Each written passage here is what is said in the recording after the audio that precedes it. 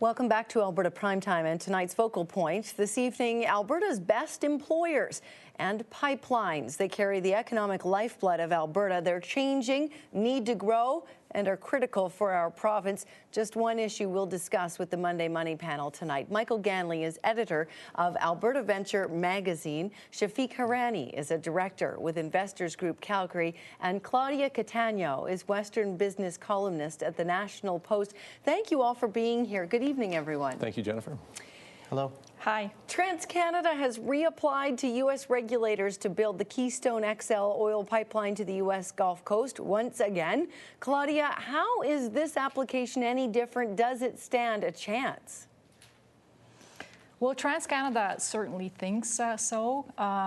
So the major differences between this application and the other application is that this pipeline has a different route that would avoid some of the environmentally sensitive areas in Nebraska that became so controversial.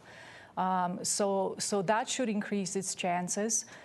This is also just for the northern portion of the pipeline, so it's not for the full pipeline. The southern portion is already moving ahead and appears to have the backing of the president. But as you know, this is a very political pipeline, and a lot of it has to do with how it's going to play out as part of the U.S. presidential election. And my sense is that actually the U.S. president is warming up to this project, and a lot of it has to do with gasoline prices in the United States. He's coming under a lot of heat because gasoline prices are high, and this is seen as a way for the U.S. to secure its oil supplies. Because like the oil sands or not, they need the fuel.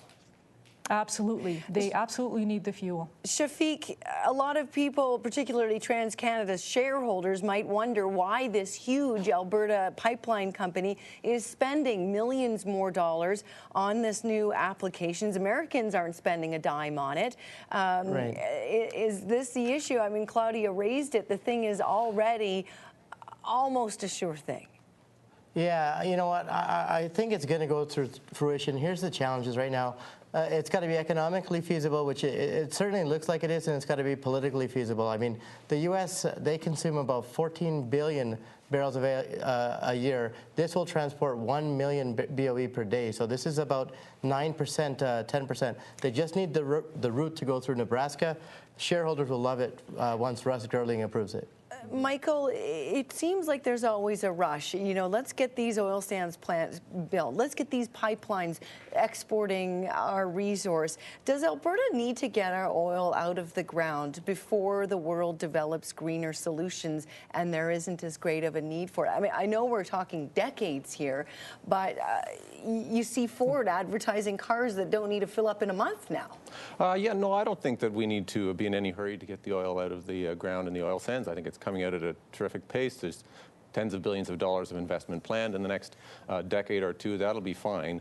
Pipelines and getting it out of Alberta is more of the issue, and TransCanada is just, and their pipeline through Nebraska is only one of several options. Certainly the problems the Northern Gateway has been having too, and Kinder Morgan's application to get expansion of their pipeline to Vancouver. All of these things are facing their own challenges, and we're at the center of it, trying to find a way to get our oil out of this province.